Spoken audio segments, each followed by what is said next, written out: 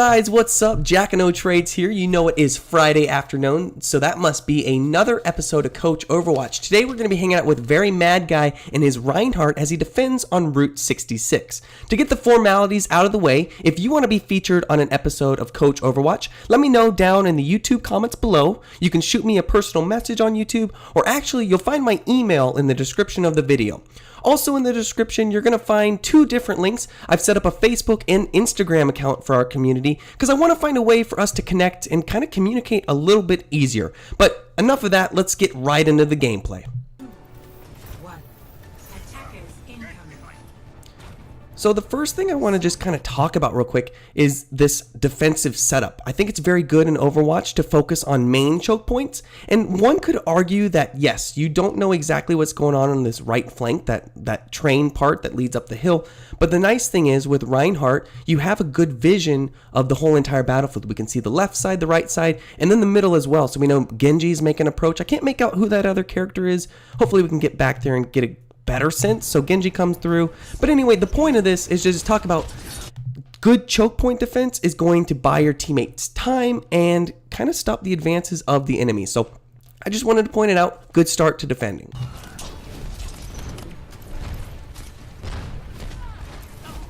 And we can see that chip damage on the shield. It starts to crack. And one thing that I personally struggle with is in a way, trusting my Reinhardt shield. I know once I get below 1,000, I kind of panic and I say, uh-oh, I need to get out of here and allow it to recharge. But you do have a lot more time than you think. So I want to let you know that I appreciate your patience levels that you were showing. And it allows your team to kind of regroup and re-heal. That Bastion was able to make a position change, do a little self-repair, and you get back in there. So good job trusting Reinhardt's ability to tank damage as well as he does. So I like that a lot. I wanted to point it out. And there you go, right back into it. The shield has recharged. And this is just another example where you let it do its job for a very well amount of time.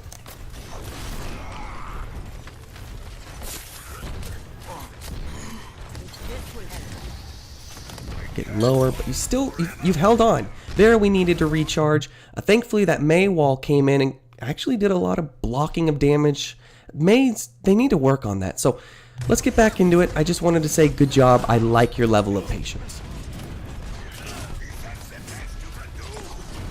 Okay, so we have some action, and this is my first real thing that I want to criticize in a way. So it was that charge right there. In the episode coming up, we're going to talk about this a handful of times.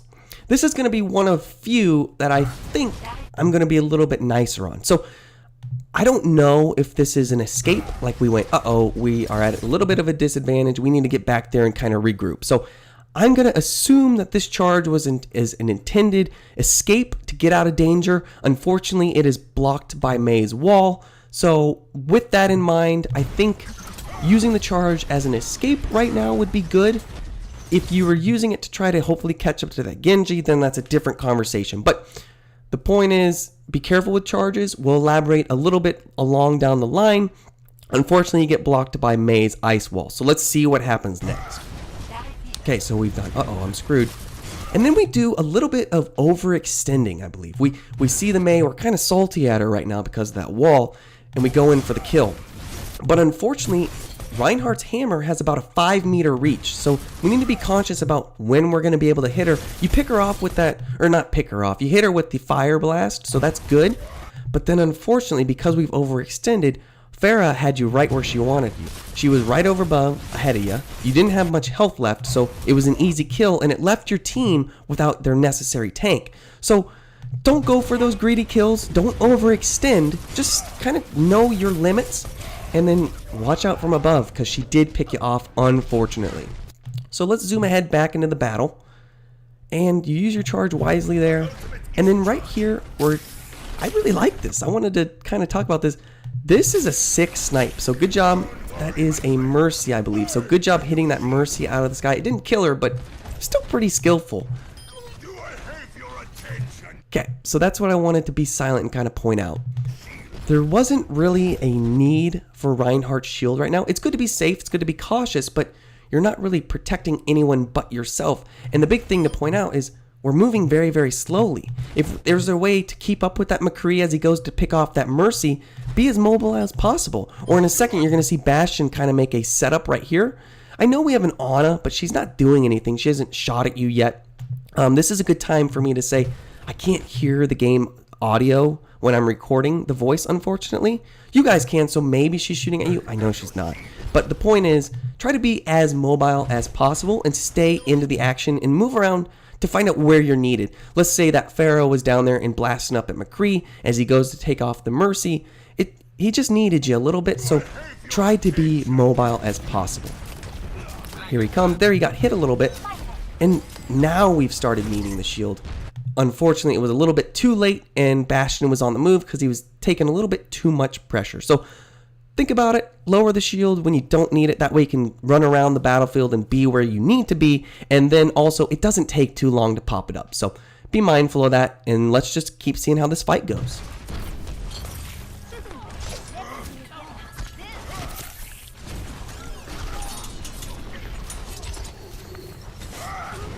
Okay, so there's my first actual charge that I really need to criticize.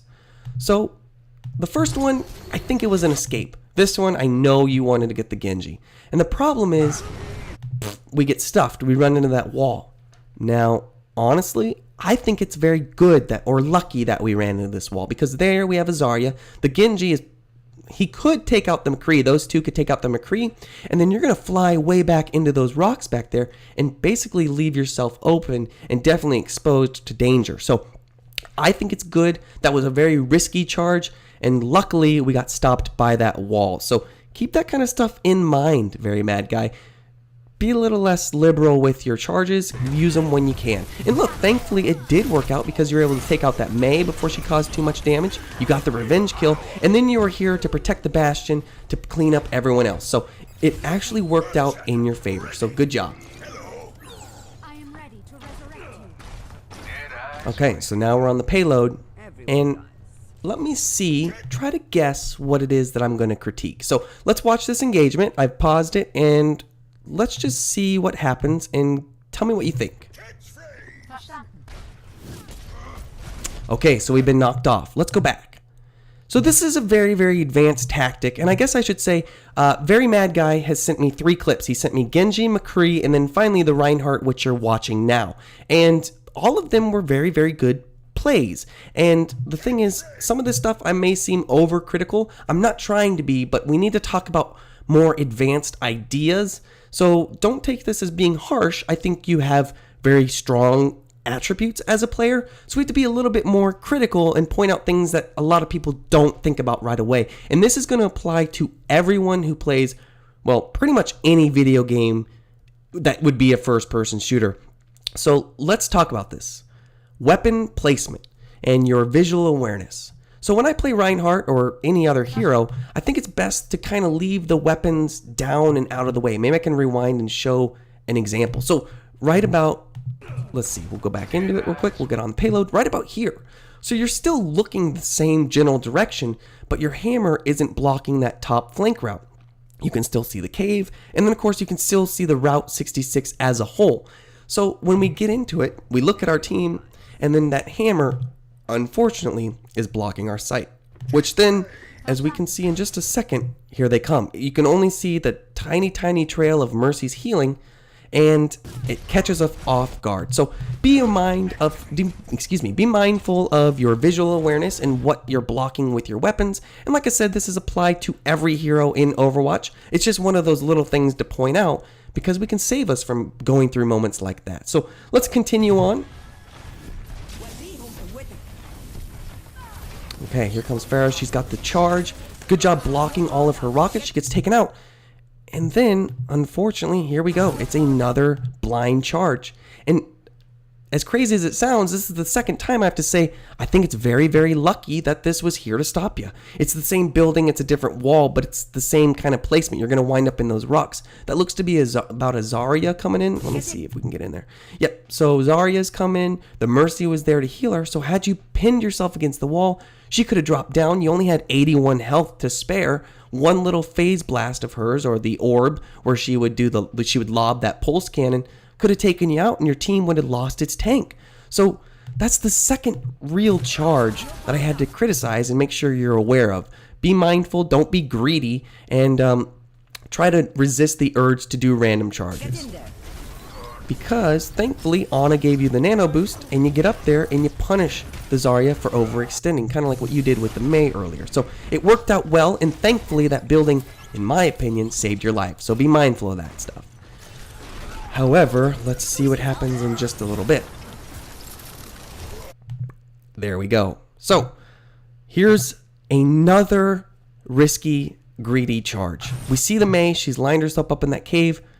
You really have to ask yourself, did you know you were going to be able to pin her?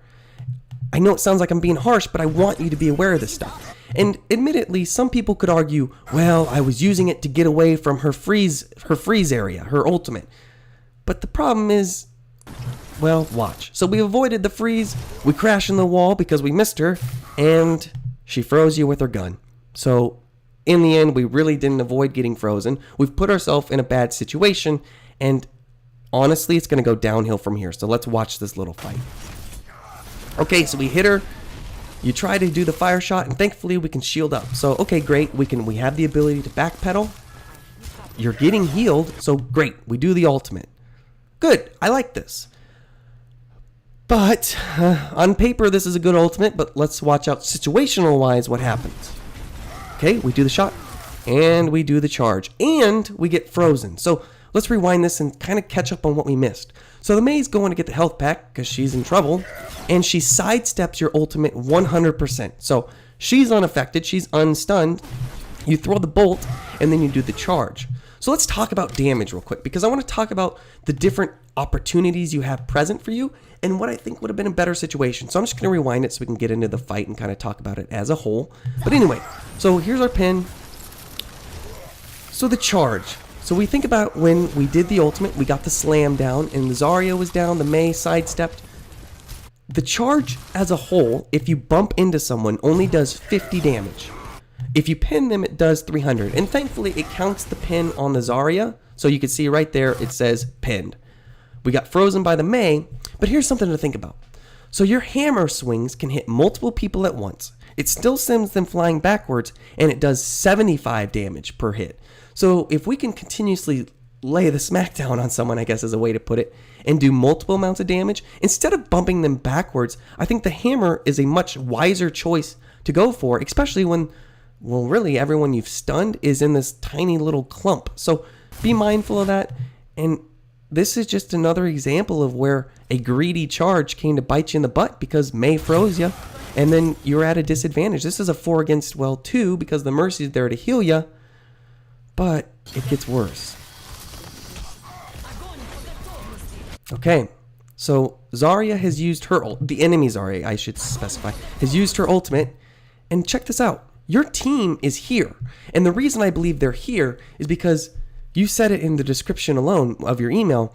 Your team defines a good Reinhardt. And teammates that know to trust their Reinhardt stick with their Reinhardt. So your teammates, your supports, they knew something was going on in this cave, so they followed you. And unfortunately, it winded up in them getting sucked into Zarya's ultimate. And then once again, countered by Genji, who came in from the other side to catch you in the sandwich and used his ultimate as well. And if we think back, this all started because of one greedy charge. And then it was escalated even more because of another one. So be careful with those charges. It can definitely cause a lot of pain.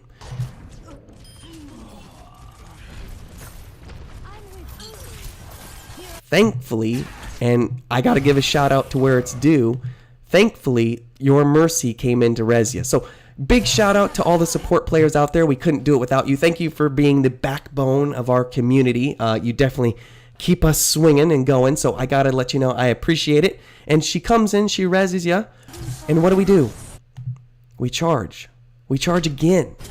And it works out for us in this situation. We get a double kill. So good on paper, good for the team, good. But now we have to talk about the what ifs. So what if this charge wouldn't have worked out? Where would we have been? So our Reinhardt would have been on the enemy's spawn. We could have, I don't know the exact distances of Reinhardt's charge. I know it's very, very far. It always surprises me. we could have accidentally thrown ourselves off that cliffside right there. So it was very, very blind. You were excited when you threw it out. Thankfully, it worked. You got the double kill. So yes, I think it was effective, but do I agree with it? No. So keep that in mind. Think about the danger you could be putting yourself in, and you could have wasted that res. So there could have been other enemy players just outside that door that we didn't know about. So risky charges. That's my number one thing for you, very mad guy. But let's just keep watching. Okay, so here's the Zarya. Thankfully, you're able to pick her off and stop the congestion of the payload. Pharah's coming in. You try to snipe her. I like it.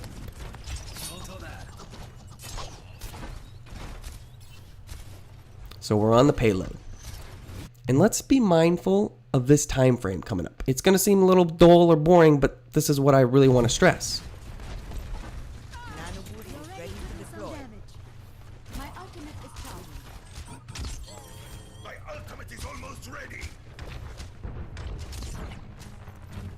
Okay, so I'm going to stop it right there. So we started on the payload about 3 minutes and 55 seconds. So that's about 10 seconds of just kind of standing around doing nothing. Ana's a support character. She's not supposed to be our offensive frontline runner. And we can see right here, and you guys can hear in the match, she is involved in a fight in that cave system we just came from. So be mindful of where you're needed. I know I gave you a good compliment earlier at the very beginning, but that was a major choke point. So try to be aware. And unfortunately, we only realize that Ana needs us as soon as she goes down. That Zarya comes in, picks her off, and we've lost our support. And what's our answer? Well, it's a random charge. There we go. There's another example of things that just didn't work out. And you've used your ultimate in a very blind and excited way. You get one, I think it's the Mercy that got affected.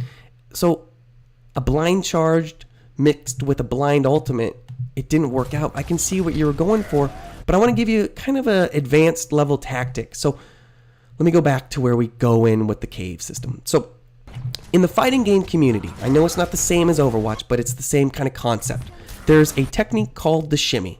And what it is you let the opponent feel like they're going to get away with something or feel a sense of security, and then you shock them by doing the opposite. So in Street Fighter, you would knock someone down, walk towards them, and then do a quick step backwards where they would do something stupid and then punish them for it.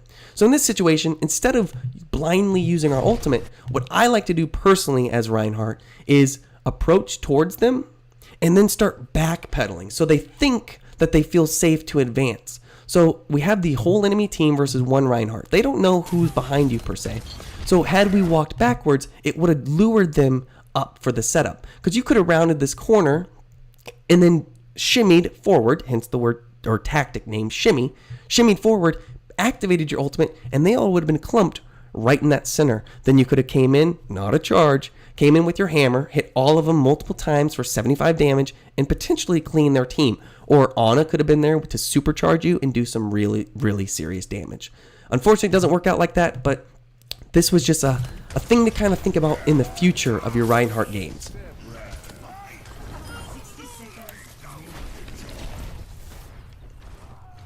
Okay, so that was... There it was.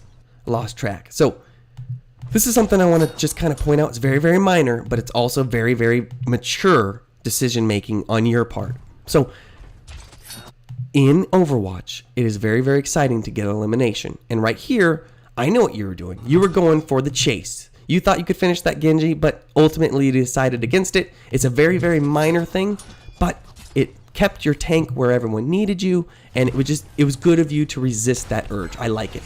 Here's Pharah. You're going to go up there and hopefully take her out. You block her ultimate. I like that a lot, and she's gone. So good, good, good. But then here's something I don't like. All right. Emotes. Emotes are awesome. If you think you get something that's play of the game and you do a team wipe and you can use your emote to kind of taunt them a little bit or give yourself a personal highlight when it comes to play of the game. But there's too much going on around us and we've lost so much time that would have been well spent off protecting your team that needed their tank. Here we can see a Mercy supporting, I believe it's Ana again. Ana pushes her way very aggressively on your team, which is cool, It's not ideal, but there's another fight in the cave system happening. And instead of doing our emote, they needed us, dude. So we needed to be there. And then also there's a McCree defending the front line. So instead of showboating a little bit, I think it would have been better to play the role as a tank. So keep that in mind. By the time we go get the McCree, unfortunately, we've lost him.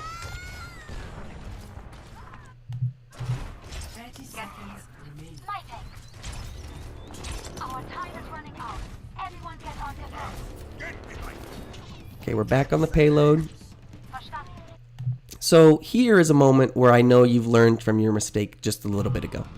So I want to say good job double checking, seeing where you're needed. You were watching the McCree, here you've double checked, and then we see the defense matrix of D.Va coming in. So you've known to prioritize this spot, you give it a little fire blast to kind of stop D.Va's advances, and this is my favorite part.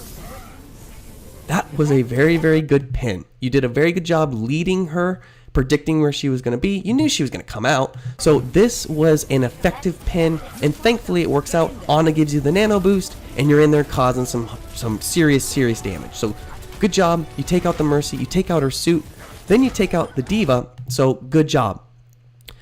However, one good for 3 bads is not good.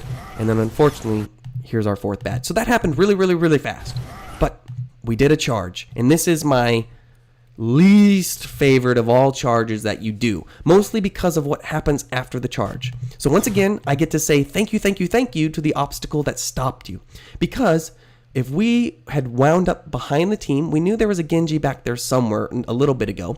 We could have hit that Route 66 sign. Worst case scenario, just like before, we could have thrown ourselves off the actual cliff itself. And the enemy team could have made it to the checkpoint, extending their game plan. But the cactus stops you. And why do I think that's a good thing? Well, let's watch. Okay, you've popped up your shield. She's activated her ultimate. And watch. Watch how many people you actually save because you were there. The charge did not take you out of the fight. So here comes Mercy. Here comes Ana. McCree comes in from above. And nothing happened because of it. Her ultimate was basically wasted because of the strength of your shield. So, very good job being there. Very bad job thinking that the charge was the right idea for that situation. And that's pretty much going to end the match. You're going to go for that kill. You're going to clear out the actual Mei. There, she's gone. I believe you use your you use your ultimate just to stop anyone who could be coming around that corner, and it ends in a victory. So I like it. We end with a charge, of course, but overall, good job holding them back. Good job defending. And now is the part of the video where I get to pull out my notes and kind of go over a summary of what I think you did good and what I think you need to work on for sure. So let's just skip to a random part in the video, and then we'll start our summary. Alright, so first off, I want to say great job being a tank. Good job tanking, taking that role, and being the true protector of your team. You've actually been there to defend your whole team twice in this gameplay. The first one in the cave, unfortunately, did get countered by the enemy Genji, but the point is, you were there for doing the best job that you could do. And then the second time Zarya used her ultimate, you really did save the whole team, in my opinion. Good job keeping an eye on the teammates and checking in on everyone. That time when you were hopping between the McCree and the Mercy and the Ana was very wise, and then you did see the danger of D.Va and what she could cause to your enemies. And then finally, good job trusting your shield and health amount. It allows your teammates to get out of danger and to kind of regroup and develop a new strategy. I know personally that's something I need to work on, but you did not back down, and you did what Reinhardt does best. He held his ground and was there to protect people. So I like it. Let's elaborate on the things we need to work on. So number one, work on being more mobile. This is a very minor thing of the video, but like I said, we need to touch on more advanced tactics for you because you're a very good player. So when you don't need your shield up, run around, be as active as you can. Don't slow yourself down in unnecessary situations. That Bastion maybe needed your protection a little bit sooner, or that McCree may have needed your protection as he was trying to pick off and chase that Mercy to finish her off. The second thing, two things. Remember to position your weapons where you can still see the environment around you. We had used our hammer, unfortunately, and it blocked the whole entire flank route, and we did get surprised as they came through.